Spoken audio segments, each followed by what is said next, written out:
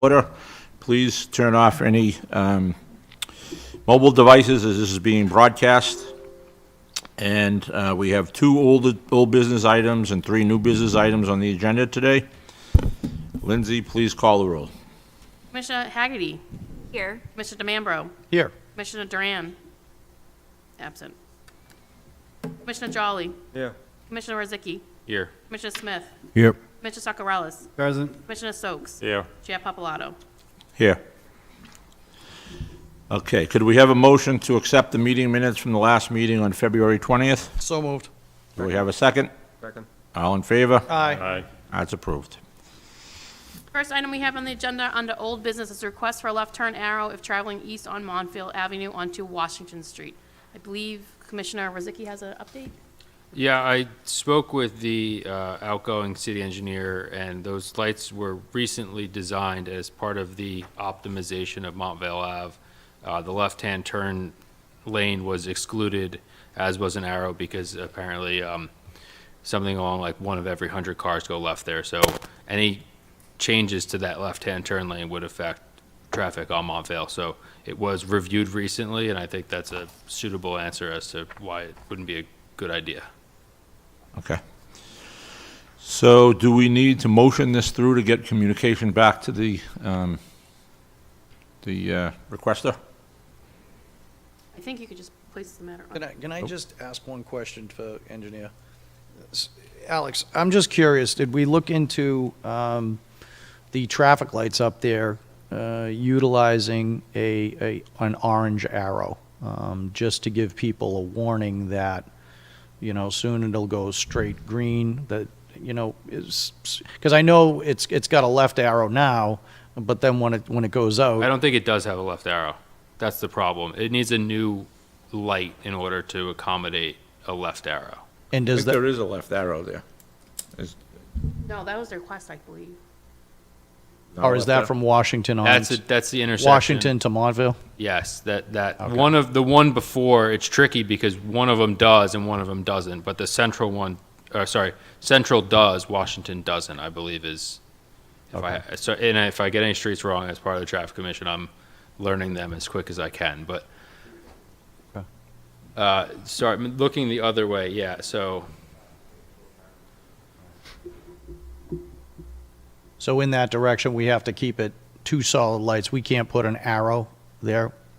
I know you had some sort of skepticism last time we met, that you were worried if the light goes out and it goes full green, people will keep going and whammo. yeah, I think just from a traffic safety standpoint, and maybe I'm speaking out of turn here, you can't have a left-hand arrow without a dedicated left, because then the chances of the first person in line waiting if someone's behind someone taking a left, they're sort of now stuck behind someone who does or doesn't have that left. So in order to have a left-hand arrow, you need a dedicated left-hand turn lane, and that was not installed at this intersection because the demand didn't meet it. Excellent. Thank you for the explanation. Yep. Thank you, Mr. President. Okay. Any other comments? What was your motion, please? I'll make a motion that we take and we put this on file. Second. Yep. Do we, all in favor? Aye. Opposed? That passes. Next item on the agenda is a request for removal of handicap parking sign in front of 48 Beacon Street. I did talk to someone on the traffic commission, the Commission on Disability. They didn't seem to have a problem with this. I don't think I got any formal communication. Make a motion to take the communication. There is no communication. Oh. I said I didn't receive any formal. Oh, okay. I'm sorry. I withdraw that. Sorry. I think last meeting you were potentially thinking of doing a first reading this meeting of an order to remove. Make a motion to give following the first reading on Beacon Street to remove the handicap sign. With the actual language, perhaps. Okay. About the traffic code. I can do that as well. To be ordered, the Schedule 1 parking restrictions of 2017 Woburn Traffic Code as amended be further amended by removing the following. Beacon Street, handicapped accessible parking space be established at 48 Beacon Street. Okay. Do we have a second on that? Second, yep. All in favor? Aye. Opposed? That passes. So that was just the first reading, so it'll be on the agenda as a second reading next month. Under new business, we have a request for flashing stop sign on Middle Street at the intersection with Mishron Road. The petitioner could not be here this month, so she asked to have it continued to the next month. Could I get a motion, please?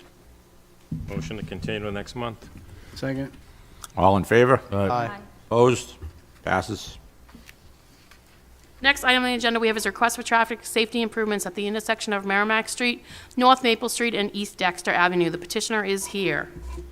Okay, could you come to the microphone, please, and state your name and address, and give us a little bit of a description of what we're looking at here? Adam O'Doherty, 20 North Maple Street.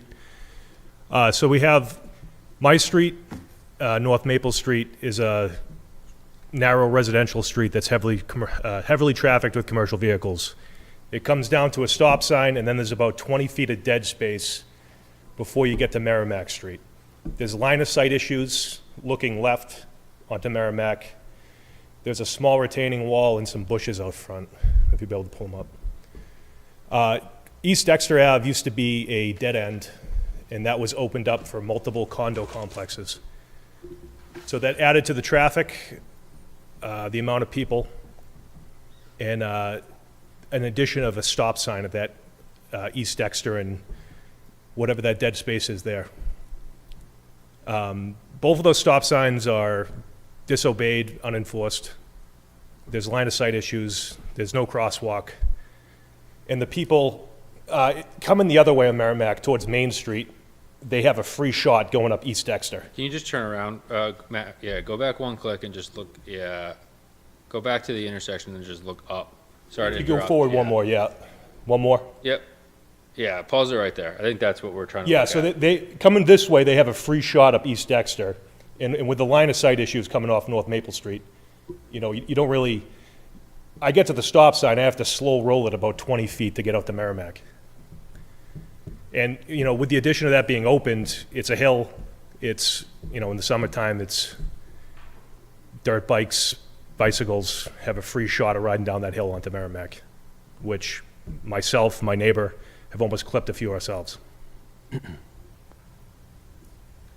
So I don't know, in the end, I don't know what improvements to be made, but, a safety island, a crosswalk. With the addition of all these, new properties, I would like to see, more sidewalks going up to New Boston Street too.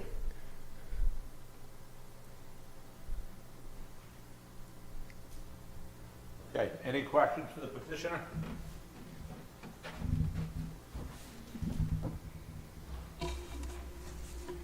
Good evening, sir. So this has been, I'm the city council for that ward, and this has been an ongoing problem for decades. Yeah.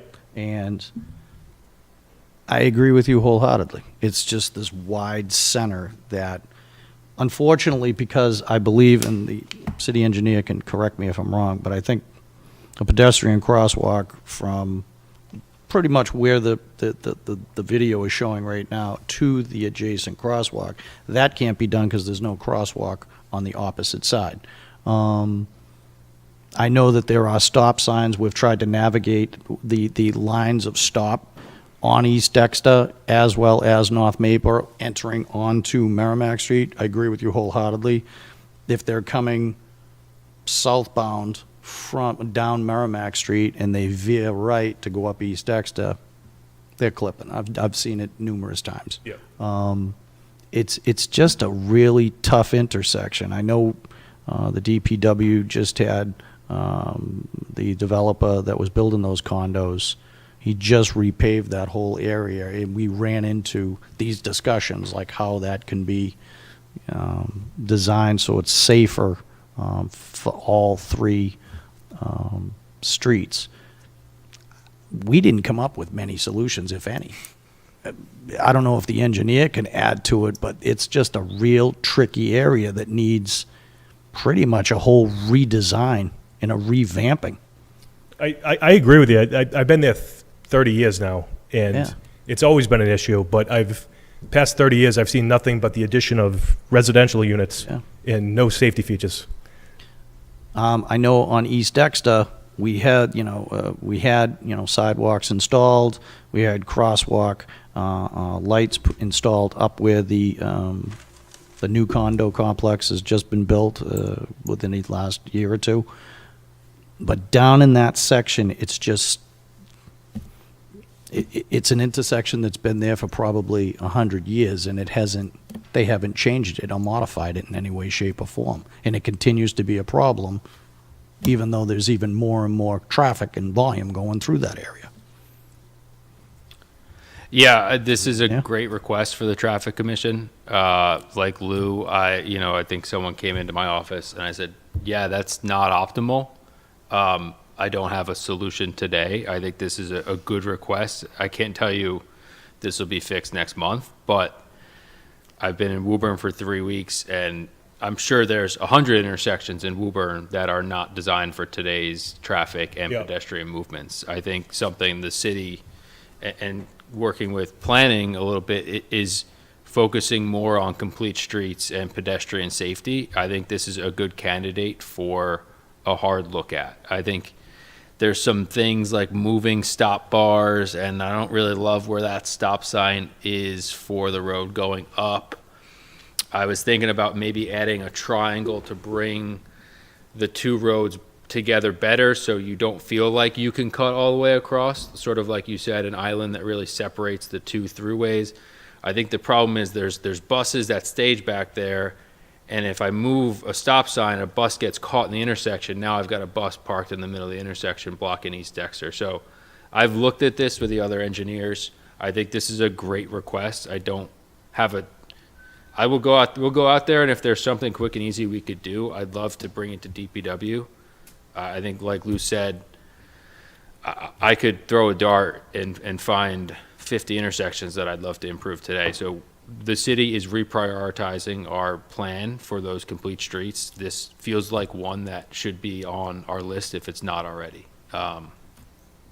Again, I think pulling out the island and making it more clear that someone on Merrimack should not be able to drive through. Someone should have to pull and make a proper right-hand turn. I'm sure people are blazing all the way up through the street.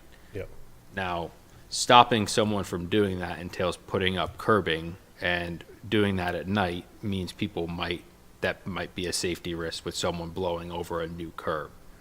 So there's all considerations to changing that. But all that being said, I think this is a good idea. I think this is a good ask. Through the chair to the city engineer. I mean, it looks like a large area the way we look at it in this view. But I think when we're down there, you see the reality of it, and I've been down there a million times. I'm wondering, and through the chair to the city engineer, if you could come out right at the bend at North Maple. So if you're coming out of North Maple, right at the bend, if you were taking a ride up to East Dexter, if you could come out with some sort of a peninsula Yes, that would come yeah, all the way out. So you have to make a hard right and left into North Maple, and exiting is going to be a hard right, as well as if you go up to East Dexter, you would have to make a hard right. Yeah, that's the objective of a complete street scenario, is moving. I just curb. don't know how you make it safe so people that have been so used to going 60 miles an hour right across and shooting up East Dexter, they don't. It's warnings that this is coming. Start with line striping, maybe put some barrels and stuff out there to get people a feel for it and get it on a capital improvement or get it into DPW's hands. But stuff like this definitely needs to be looked at by a traffic engineer or studied if it's not going to happen through our office, which, again, ideally you grab a couple of these at a time and you put out a project for a company to come in who's can handle the ADA access, can handle the safety concerns of all aspects, and you put 6 of them out at a time, and we're slowly making improvements to these sort of things. So that's something that I've seen a need for in a month. And again, it doesn't suffice your question today, but I think, again, this is a great request, and I think this is the sort of thing that we should be engaging with. So it's certainly on my radar, if not the board's radar. Okay. Any other comments on this? Do we have a motion?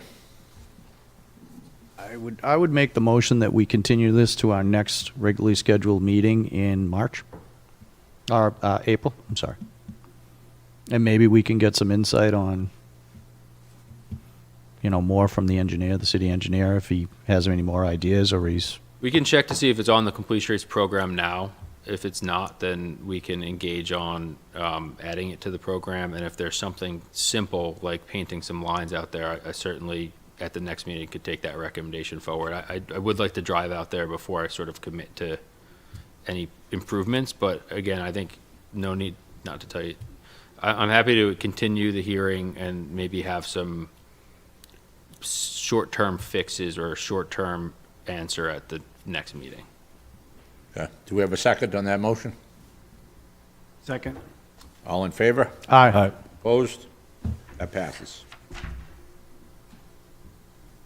It's going to get continued to the next meeting. Thank you. Thank you. Next item on the agenda we have is an order to change the start time of the April 17th, 2025 meeting to 3:30 PM. So where this is coming from is that I was notified by Lindsay that City Hall is closing on Friday, Good Friday, and the City Hall is closing at 4:30 on the day before, which is Thursday, which is the day that this meeting falls. Could I follow up with that? As I was hired, the one day that I said that I had a vacation planned is April 17th.